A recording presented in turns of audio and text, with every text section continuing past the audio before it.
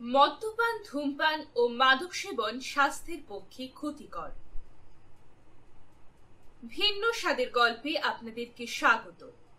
আজকের বিশেষ নিবেদন পৃথ্বীরাজ সেনের লেখা শত রজনীর বারবনিতা। গল্পটি প্রাপ্তবয়স্কদের জন্য।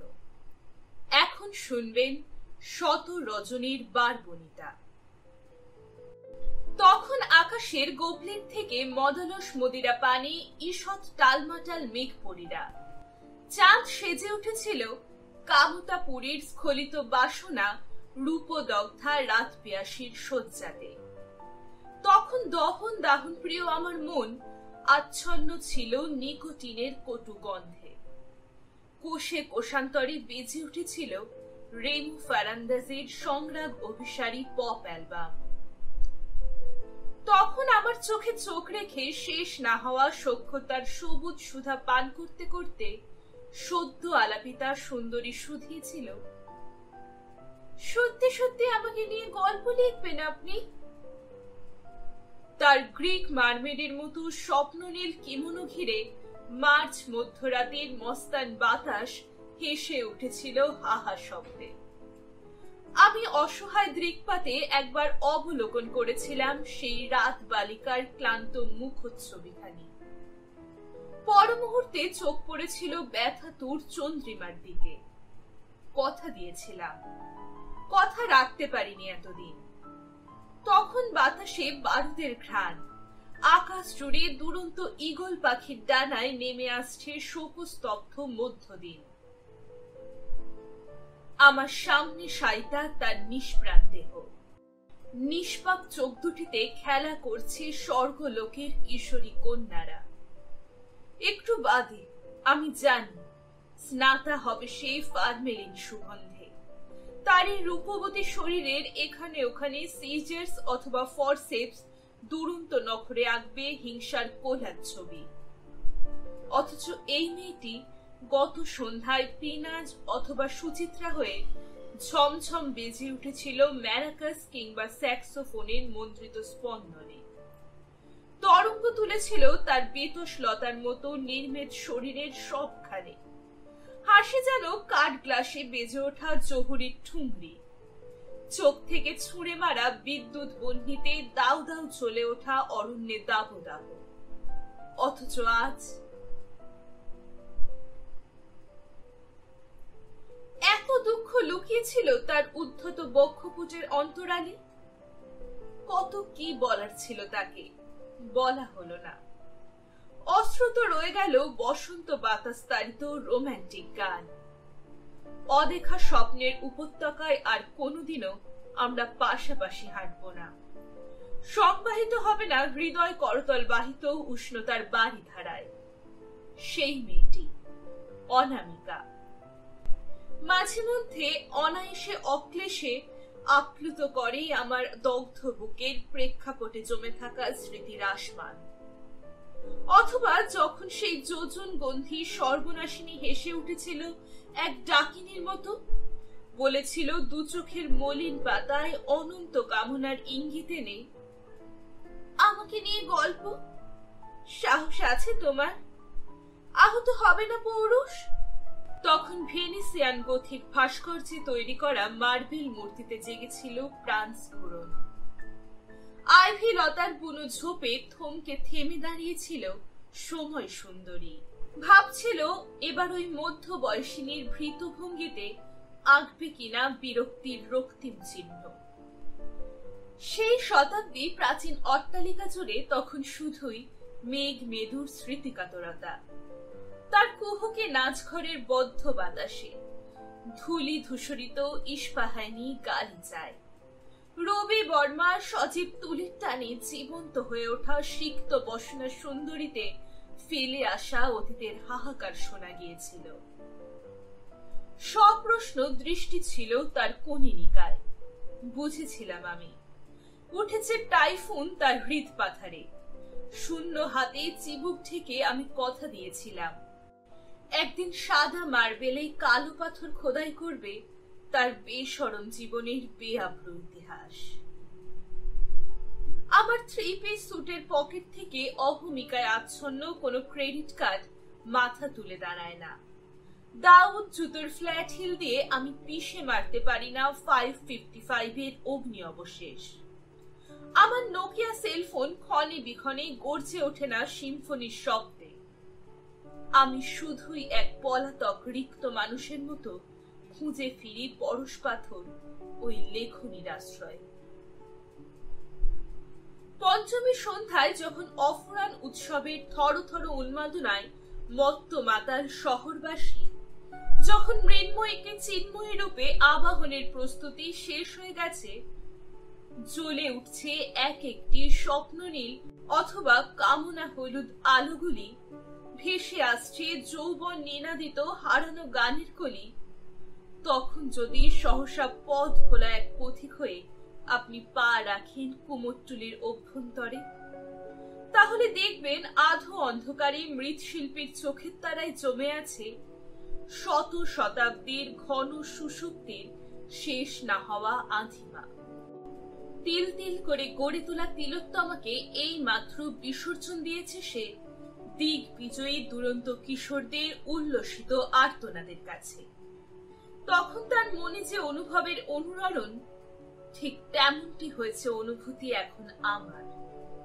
নির্ঘাত প্রহরে তপ্ত হতে হতে ঘন ঘোর বর্ষায় সিঞ্চিত হৃদয়ে শরতের উজ্জ্বল অভিবাদনে হৈমন্তীর বিষণ্ণ করুণায় শব্দের পরে শব্দ সাজিয়ে রচনা করেছি মানুষ প্রতিমাদের অবয়বগুলি।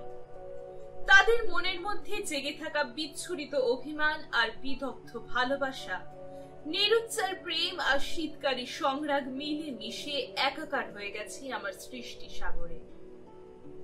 চোখ বন্ধ করলে সেই ছবিটি উজ্জ্বল হয়ে ফুটে ওঠে।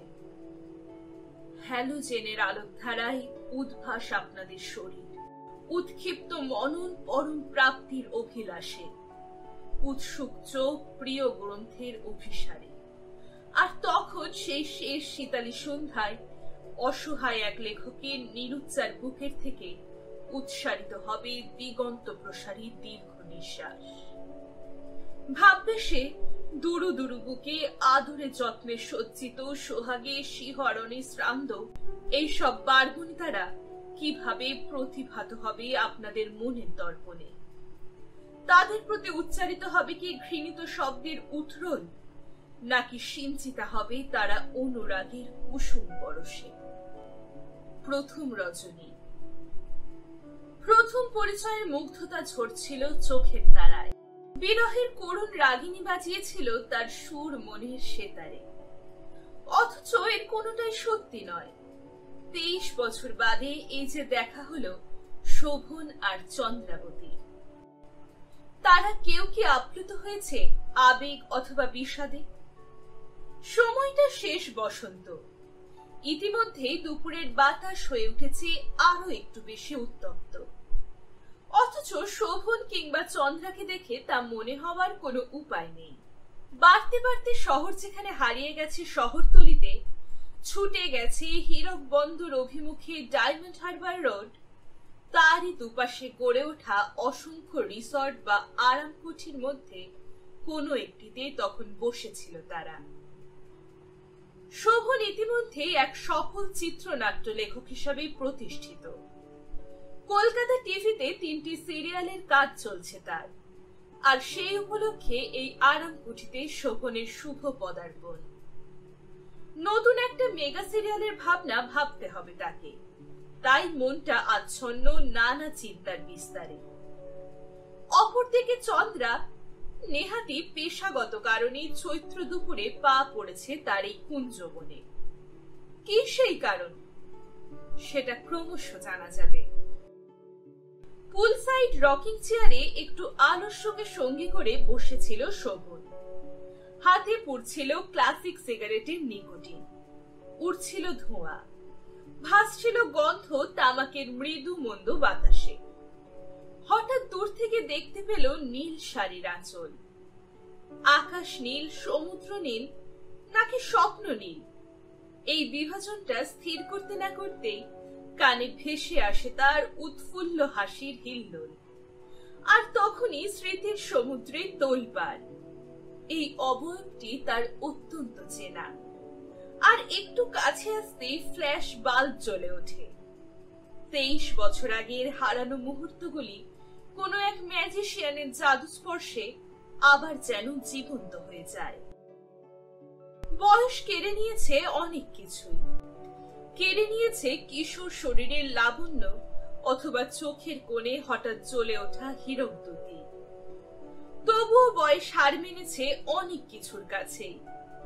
এখনো তেমনি ভরাট দেহের এখানে সেখানে জমে ওঠা লোভনীয় অঞ্চলগুলো, এখনো তেমনি আবেগী হাঁটার ধরন। চন্দ্রাবতী অবাক হয়ে তাকিয়েছিল ওই নীলাম্বর শাড়ি পরা মধ্যবয়সিনী মেয়েটি। মেয়ে নাকি মহিলা, অথচ শোভনের চোখে সে এখনো দুপাশে বেনি দোলানো উইমেন্স কলেজের ফার্স্ট ইয়ারের ছাত্রী। শোভনদা, তুমি এখানে কি করছো?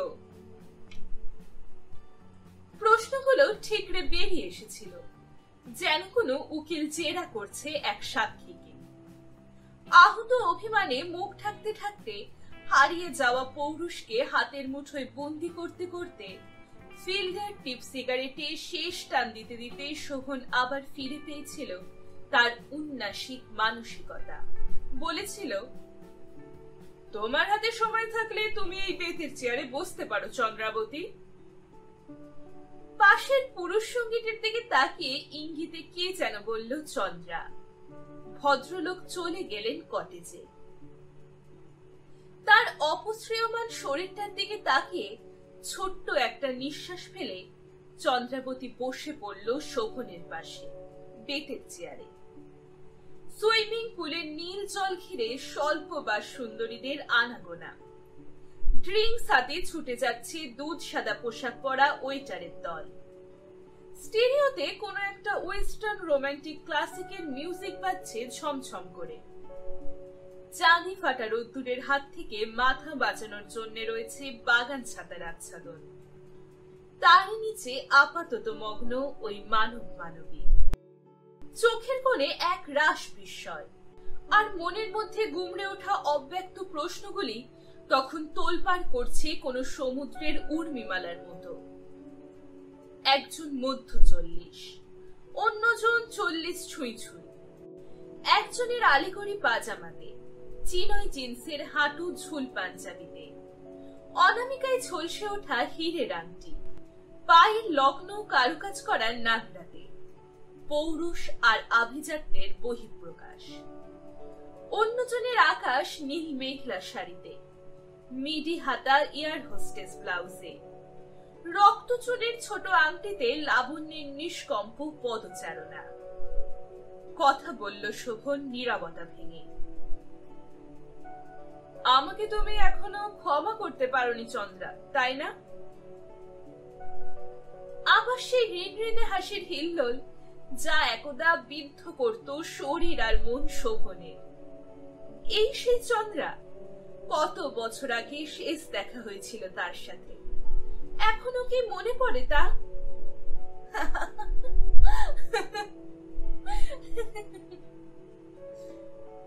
তখন শোভন ছিল বিদ্যাসাগর কলেজের 3rd ইয়ারের ছাত্র। পার্ট টাইম টিউশন করে এখানে ওখানে। স্বপ্নের এক রঙিন ফেরিওয়ালা হবার শখ ছিল তার মনে। লুকিয়ে লুকিয়ে কবিতা লিখত আর পাঠাতো লিটল ম্যাগাজিনে। অধিকাংশই অমনোনীত ছাপ মেরে ফিরে আসতো তার কাছে। বেশ কিছু হারিয়ে যেত। আর চন্দ্রা সবে মাত্র প্রি ইউনিভার্সিটি পাশ করে ভর্তি হয়েছে ফার্স্ট ইয়ারে। থাকতো তার পাশাপাশি। প্রতিবেশী সুলভ সখ্যতা ছিল কিশোর বেলা থেকেই। তাই দোলের সকালে রং মাখাতে, শ্রী পঞ্চমীর সকালে অঞ্জলি দেবার ছলে আঙুলে আঙুল রাখতে কোনো অসুবিধাই ছিল না তাদের। এমন ভাবেই কি করে একদিন সহসা চন্দ্রা জড়িয়ে গেল শোভনের সাথে। একদিন হঠাৎ কোন এক মধ্যরাতে ঘুম ভাঙা চোখে শোভন আবিষ্কার করল আকাশের প্রেক্ষাপটে জ্বলতে থাকা একটি দুটি তারার মাঝে কোথায় যেন লুকিয়ে আছে চন্দ্রার মুখ। তখন সবেমাত্র জলপ্রপাত ভাঙছে শরীরে, খুলে যাচ্ছে মায়াবী আঁচলগুলো। দক্ষিণের বারান্দা দিয়ে তাতার দস্যুর মতো ছুটে আসছে এক বিষাক্ত বাতাস। অথচ তখনও ছুঁয়ে দেখার অথবা আদর করার তীব্র ইচ্ছাটাকে আর বেশি জাগতে দেয়নি শোভন। কেননা তার মনে হয়েছিল চন্দ্রা বুঝি তার জন্ম জন্মান্তরের সঙ্গিনী। অপরদিকে চন্দ্রাবতী এক সাধারণ মধ্যবিত্ত পরিবারের মেয়ে, মাথার ওপর কর্তব্যের বোঝা, পায়ের নিচে টলমল করছে পৃথিবী। সেই মুহূর্তে শোভনকে সে আঁকড়ে ধরতে চেয়েছিল তার ইহজীবনের সঙ্গী করে। উত্তর কলকাতার নিয়ম নীতি শৃঙ্খলে আবদ্ধ একজন তরুণীর পক্ষে এই চাওয়াটা হয়তো খুব একটা দুঃসাহসী ইচ্ছা ছিল না। তাই হয়তো তার অনুরাগের মধ্যে বেজে উঠেছিল আত্মনিবেদনের সুর। শোভন এখনো মাঝে মধ্যে উন্মত্ত হয়ে যায় চন্দ্রাবতীর জন্য।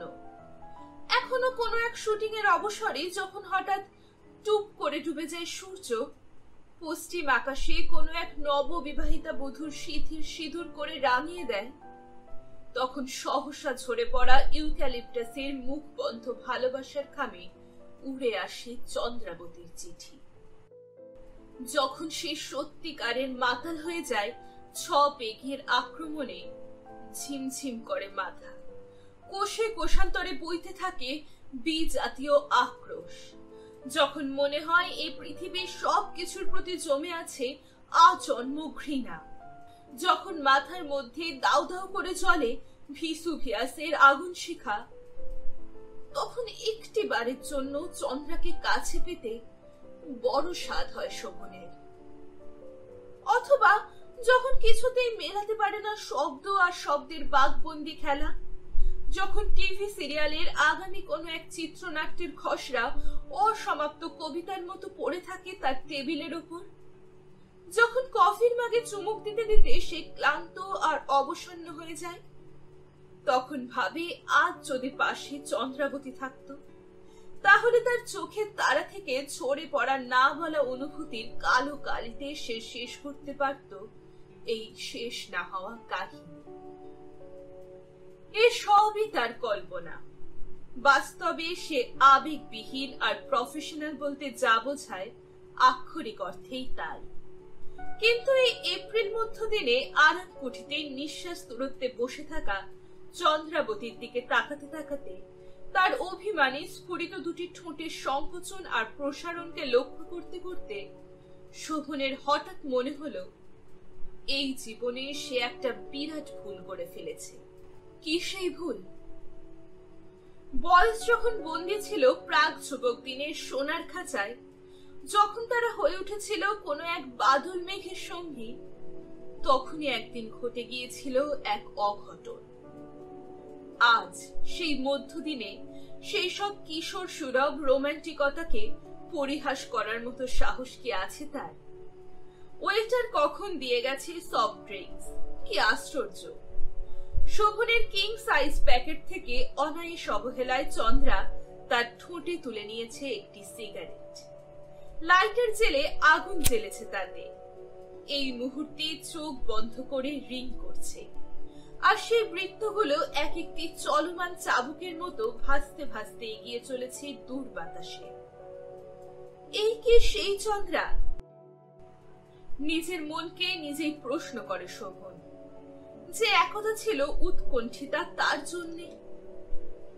এই কি সেই চন্দ্রা একদিন কোন এক ম্যাটনি শোতে রাজেশ খান্না আর শর্মিলা ঠাকুরের তীব্র সংঘাত দেখতে দেখতে যার হাতে হাত রেখে শোভন স্পর্শ দিয়েছিল আর চোখের পাতায় দিয়েছিল একটি চুম্বন চিহ্ন? বেশ বুঝতে পেরেছিল সে। বিনা হলের আধো অন্ধকারে থর থর কাঁপছে ওই প্রথম যুবতীর সমস্ত শরীর, আর তার দেহের সবখান থেকে ভেসে আসছে একটা অদ্ভুত মাদকতাময় ভালোবাসার সুঘ্রাণ, যে সৌরভ আমাদের মনকে মাতিয়ে তোলে না কামনা মদির আক্রোশে, যার সমস্ত শরীর জুড়ে বাজতে থাকে বিসমিল্লার সানাইয়ের কোনো এক টান হয়ে। ভুলটা করেছিল শোভন। বেহিসেবে উন্মাদনায় প্রথম যৌবন দিনের আবেশে কাঁপতে কাঁপতে হাজির হয়েছিল সে চন্দ্রাবতীর বাড়িতে। দুদিন বাদে শ্রী পঞ্চমী। এখনো বেশ মনে আছে তার। আকাশ জুড়ে কেমন এক উৎসব উৎসব গন্ধ। তখন রাত 10টা বেজে গেছে। স্বভাবতই বন্ধ হয়ে গেছে মধ্যবিত্ত বাড়ির দরজা। রাস্তায় দাঁড়িয়ে উচ্চ স্বরে সে ডেকেছিল চন্দ্রার নাম ধরে। অথচ কি আশ্চর্য, তখন সে আজকের মতো প্রতি সন্ধ্যাকে নিষিক্ত করত না অ্যালকোহলের চারক বসে। আজও ওই বেহিসেবি নিশি অভিযানটিকে ভুলতে পারে না সে। তারপর হঠাৎ শুনলে মনে হবে এ বুঝি কোনো ছায়া ছবির বানানো গল্প। আসলে আমাদের জীবনে এমন অনেক ঘটনা ঘটে যায় যা চলচ্চিত্র থেকেও রোমাঞ্চকর। কি আশ্চর্য, সেই শিশু রজনীতে বাড়ি ছিল না চন্দ্রা। কোনো এক ভারী কণ্ঠস্বর এবং ফুরিয়ে আসা মুখ জানিয়ে দিয়েছিল চন্দ্রা বাড়ি নেই। অতএব ফিরে আসতে হয়েছিল শোভনকে। সেদিনই মধ্যরাত্রে হঠাৎ তার বাড়ির দরজায় কড়া নাড়ার শব্দ। ঘুম ভাঙা চোখে দরজা খুলে অবাক হয়ে শোভন দেখেছিল এক দীর্ঘদেহী ভদ্রলোকের পাশে জড়ো সড়ো দাঁড়িয়ে নিশি মালতীর মতো ঝরতে থাকা চন্দ্রাবতীকে। ওই ভদ্রলোক হাত রেখেছিলেন শোভনের হাতে। বলেছিলেন, তোমার নাম শোভন? চন্দ্রাবতী বাড়ি থেকে চলে এসেছে। আজ থেকে এর সব দায়িত্ব তোমার। 20 বছরের শোভনের চোখের সামনে থেকে এক লহমাতে হারিয়ে গিয়েছিল পৃথিবীর সব রং। কেঁপে উঠেছিল ভূতল।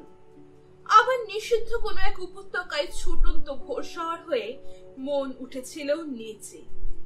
আজই মধ্য ফাল্গুনের রাত 12টা বেজে 37 মিনিট থেকে আমি হব ওই অষ্টাদশী শরীর আর মনের একমাত্র অধীশ্বর। আজ থেকে সে হবে আমার সমস্ত সুখ আর স্বপ্নের সহচরী। তার পায়ে আমি অনায়াসে উপহার দেব আমার বিনম্র ভালোবাসা আর সকরুণ সখ্যতার অঞ্জলি। এ কি সত্যি নাকি স্বপ্ন? বেশ কিছুক্ষণ কথা বলতে পারেনি শোভন। তারপর ফিরে এসেছিল বাস্তবের কঠিন পটভূমিতে। হারিয়ে যাওয়ার ভয় ছিল তার মনে। সকলের কাছে পরিচিত সে এক সুভদ্র পরিশীলিত ভালো ছেলে হিসেবে। একবার ভেবেছিল সে রাতেই চন্দ্রাকে নিয়ে হবে সে অনির্দেশ পথের যাত্রী। পরক্ষণেই মা বাবা আর ছোট ভাই বোনেদের মুখচ্ছবিগুলো ভাসতে থাকে তার মনের ক্যামেরাতে। এক লহমাতে স্থির সিদ্ধান্ত নিয়ে ফেলেছিল শোভন, না এভাবে নয়। যদি কোনোদিনও চন্দ্রাবতীকে সত্যিকারের জীবন সঙ্গিনী করে পেতে চায় সে, তাহলে সকলের সামনে মাথা উঁচু করে জয় করবে তাকে। তস্করের মতো পালিয়ে বেড়ানো এই জীবনকে ছোট্টবেলা থেকেই ঘৃণা করে শোভন। একদিকে শরীরের সুনিবিড় আকাঙ্ক্ষা, অন্যদিকে কঠিন কর্তব্যের হাতছানি। জিতে গেল শেষেরটা। ক্রন্দশী চন্দ্রাকে তার ইচ্ছের বিরুদ্ধে রেখে এসেছিল সে স্কুলের এক মাস্টারনির এক চিলতে ফ্ল্যাটে। শেষ যখন মিলন হয়েছিল চোখের সাথে চোখে, নিঃশ্বাসের সাথে কান্নার অনুলেপনে ফুলে ফুলে ওঠা চন্দ্রার বুক দুটি দেখে সবকিছু জয় করার স্বাদ জেগেছিল শোভনের মনে। আবার পরক্ষণেই হারিয়ে গিয়েছিল তা। তারই টানে জীবনের সবকিছু এভাবে বিসর্জন দিয়ে ছুটে আসছে এক প্রাক যুবতী। এই সত্যটাকে স্বীকার করতেই কেমন যেন এলোমেলো হয়ে গিয়েছিল চিন্তাগুলি। সত্যি কি চন্দ্রা ভালোবাসে তাকে, নাকি এ সবই এক মুহূর্তের মোহ? ভালোবাসা শব্দটার মানে কি তখনও সেটা জানা হয়নি শোভনের। আর আজও তারই সন্ধানে সে এক পথহারা বাউলের মতো ঘুরে বেড়াচ্ছে। ঘুম আসেনি চোখে, পড়ছিল চারমিনার। ভবিষ্যৎ পরিণতি নিয়ে চিন্তার মেঘ মনের আকাশে। শেষ রাতে আবার করাঘাত। অজানা আশঙ্কায় তুলে উঠেছিল মন। দরজা খুলতেই সামনে এক দীর্ঘদেহী প্রৌঢ় মানুষ। তিনি ভরাট কণ্ঠস্বরে জানতে চেয়েছিলেন, চন্দ্রা কোথায়? আমি ওর মামা। শোভন জ্বলে উঠেছিল আহত পৌরুষে। আবার সেই দ্বিধাচ্ছন্ন বিহ্বলতা আঁকড়ে ধরেছিল তাকে। কিন্তু সারা জীবন সে তো কর্তব্যের সাথে আপোষ করেছে। সেদিন সেই মধ্যরাতেও যুদ্ধে না নেমে বরণ করেছিল সে স্বেচ্ছা নির্বাসন। ওই ভদ্রলোককে পৌঁছে দিয়েছিল মাস্টারনির কামরাতে। ঘুমন্ত চন্দ্রাকে ডেকে তোলা হয়েছিল তার বিছানা থেকে। চোখের নিমেষে অদৃশ্য হয়ে গিয়েছিল কচি কলা পাতা রঙের ফিয়াট। একেবারে শেষ মুহূর্তে শোভনের দিকে চোখের তীর ছুড়ে দিয়েছিল চন্দ্রা। শোভন অনুভব করেছিল সেই চাউনিতে জ্বলছে তীব্র ঘৃণার জ্বালা। সেই শেষ দেখা। তারপর আর কখনো শোভনের সাথে দেখা করেনি চন্দ্রা। মাঝে মাঝে হঠাৎ কোনো পরন্ত বিকেলে দেখতে পেত শোভন ওই চলেছে চন্দ্রা, হাত দুটি জড়ো করা বুকের কাছে, বই আছে সেখানে। একবারও তাকিয়ে দেখত না সে শোভনদের বাড়ির দিকে। তখনই সহসা মনটা কেমন হয়ে যেত শোভনের, আর ভাবতো আর একটু যদি সাহস সঞ্চিত থাকতো মনের ব্যাংকে, তাহলে সে রাতে সে দস্যু হওয়ার স্বপ্নটাকে সফল করতই। অনেকটা সময় অতিক্রান্ত হয়ে গেছে কি? এই দুই সফল মানবীর জীবন থেকে হারিয়ে গেছে কি বেশ কিছু প্রহর। কোনো কথা বলছে না কেন তারা? কেন এক অদ্ভুত নৈশব্দের প্রাচীর এসে দাঁড়িয়েছে তাদের মধ্যে? এগিয়ে চলেছিল দিন।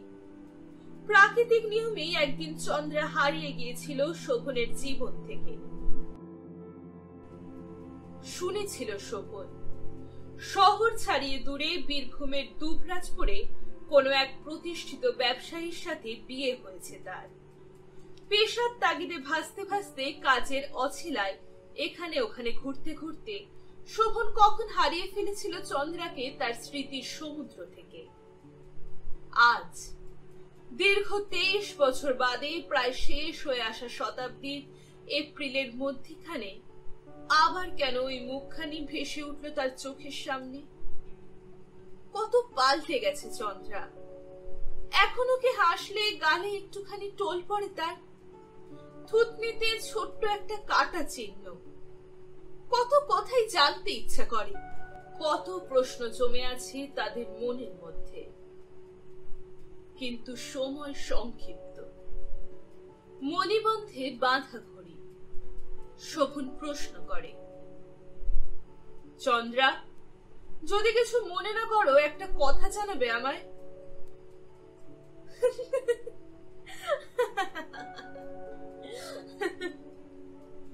আবার সেই খিলখিলে হাসির হিল্লোল, যে হাসি একদা বিদ্ধ করত হৃদয়।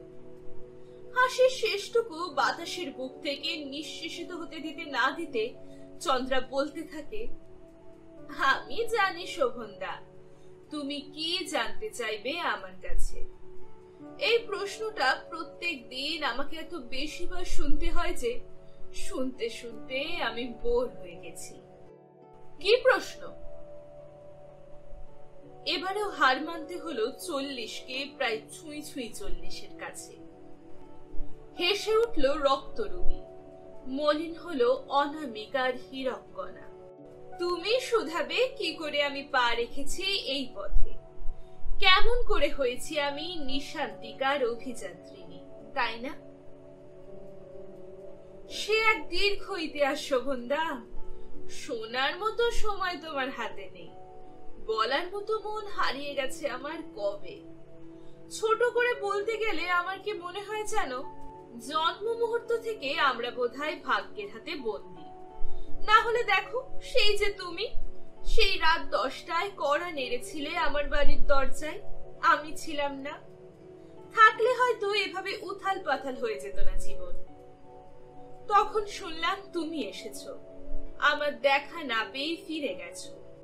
যখন আমার সমস্ত শরীর জুড়ে এক ঋণঋণে অনুভূতির মতো বেজে উঠেছিল একাকিত্ব বোধ, যখন সবাই, মা বাবা আমাকে তীব্র আক্রমণ হানছে, আমি নাকি শরীরের এক পশারিনি, তখন কেন যে ছুটে গিয়েছিলাম কাকার বাড়িতে, এর সবই বোধ হয় আগে থেকে ঠিক করা থাকে, তাই না? আবার হাসতে থাকি চন্দ্রাবতী, আবার কাঁপতে থাকে তার সমস্ত শরীর, আবার উঠতে থাকে সিগারেট, উঠতে থাকে ধোঁয়া। কেন যে আমার সেই প্রতিষ্ঠিত ব্যবসায়ী স্বামী ছিনিমিনি খেলা শুরু করলো আমার শরীর নিয়ে? কিছুর কি অভাব ছিল তার? দুটো তেল কলের মালিক, কিন্তু শহর কলকাতায় একাধিক গণিকা পল্লীতে তার নিত্য যাতায়াত। কেন যে আমি আবার হয়ে উঠলাম তার প্রতি অমনোযোগী?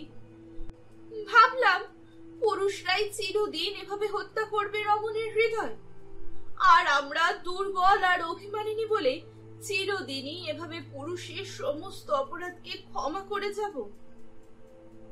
শরীরটাকে সাজালাম রঙিনী সজ্জায়, চোখের কোণে সুরমা নয়, দিলাম কামনার নীল অঞ্চল, ঠোঁট রাঙালাম লিপস্টিকে নয়, বাসনার রঞ্জনীতে। কি আশ্চর্য, পুরুষ পতঙ্গরা একটু একটু করে ভিড় জমালো আমার চারপাশে। আর যেমন ভাবে দীপাবলির রাতে পড়ে শ্যামা পোকারা, তেমন ভাবে পড়লো তাদের শরীর আর মন।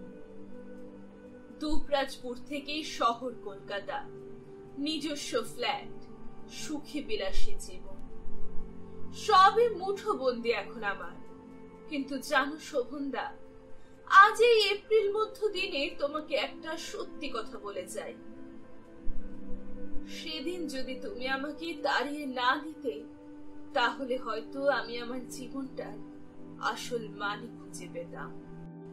জানি না তোমার সাথে আর কখনো দেখা হবে কিনা, না হলেই বোধহয় ভালো হয়, তাই না শোভনদা? তুমি ভাববে চন্দ্রা কেন এক বাদল বাতাসের মতো এলোমেলো করে দিচ্ছে আমার সাজানো সংসার। ভেবো না তোমার সাথে দেখা হয় না বলে তোমার কোনো খবর আমি রাখি না। তোমার স্ত্রী ইলা আমার এককালের বান্ধবী, তোমার ছেলে রঞ্জন আর মেয়ে অঞ্জনা, কি ঠিক বলেছি তো? এদের সকলকে আমি চিনি, তাই বলছি শোভনদা, আর কখনো কোনো দিনও আমার সাথে দেখা করার চেষ্টা করো না। মনে করো এই চৈত্র দুপুরে যা কিছু ঘটে গেল সেটা এক স্বপ্ন, তার মধ্যে কোনো সত্যি নেই। আচ্ছা চলি কেমন? ধূপের ধোয়া উড়ে গেলে থাকে শুধু বিষণ্ণ স্মৃতির হাহাকার। শোভন তাকিয়ে রইল অপশ্রিয়মানা চন্দ্রাবতীর চলে যাওয়া শরীরটির দিকে। তারপর একটা ছোট্ট দীর্ঘশ্বাস ফেলে ভাবল, যে চন্দ্রার স্মৃতি নিয়ে সে এত কাল বেঁচে ছিল, সে কেন এমন ভাবে এক রক্ত মাংসের মানবী হয়ে গেল?